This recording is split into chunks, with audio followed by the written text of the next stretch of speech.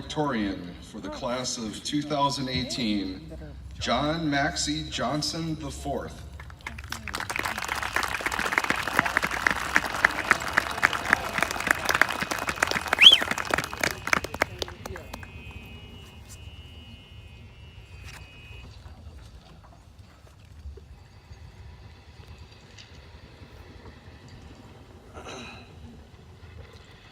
Good afternoon, friends and family, staff and faculty, Board of Trustees, the Corps of Cadets, and most importantly, the graduating class of 2018.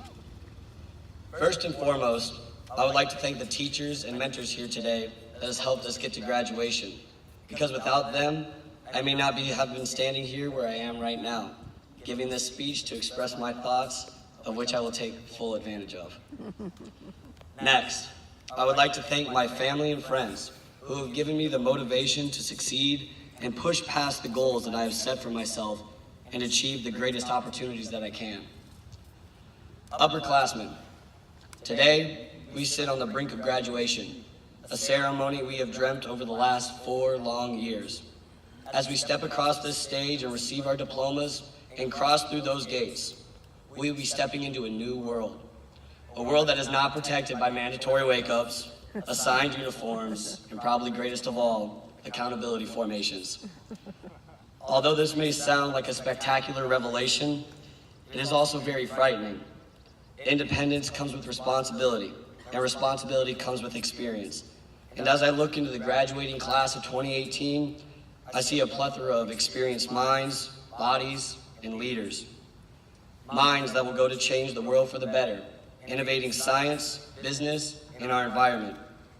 Bodies that will go to play sports for colleges all over the nation. Leaders that will be CEOs of future corporations and military officers. All the tools and lessons we learned to attain these goals, we learned here, walking these grounds. Although it may come to a shock for some of you, but indeed, the lessons we learned here will carry with us through the rest of our lives. Which brings me to my point. As we go into the world, there will be many people, objects, professors, ideologies that will want us to change ourselves to conform with the rest of those who are not willing to put in the work to accomplish their goals. However, no matter how hard the world pushes and prods, no matter what, do not change who you are.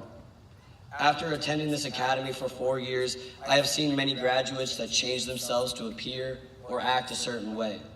The results, ultimately their own demise. Now this isn't a solemn speech, but rather a seal on the valuable lessons we learned. There is a story that reassures this point. Once upon a time, there was a young man who only wanted the approval of those around him. He wanted to be a popular, a yes man to any endeavor, and someone that anyone could come with their problems, no matter the legality behind it. For a while, this worked for him. He felt as if he was on top of the world and nothing could stop him. He had goals set out to accomplish, and he knew they were in reach. However, double lives are rarely kept for long periods of time. His yes-man escapades soon landed him in hot water, to say the least. And as he looked back, he noticed something.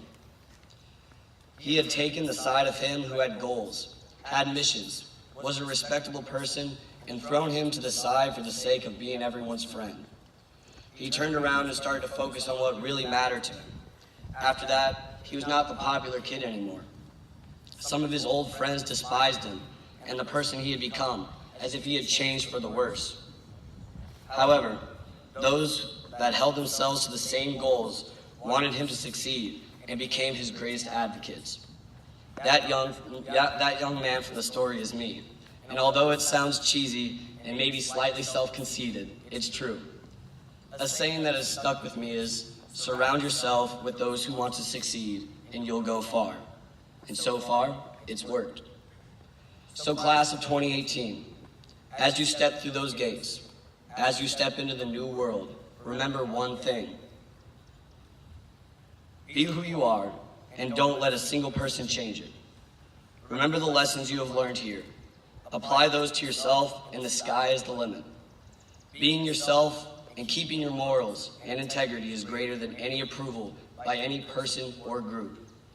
If you keep these values, I hope to see the cheery, motivated, and probably still naive classmates in 10 to 15 or even 20 years from now.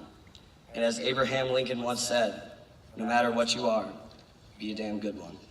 Thank you.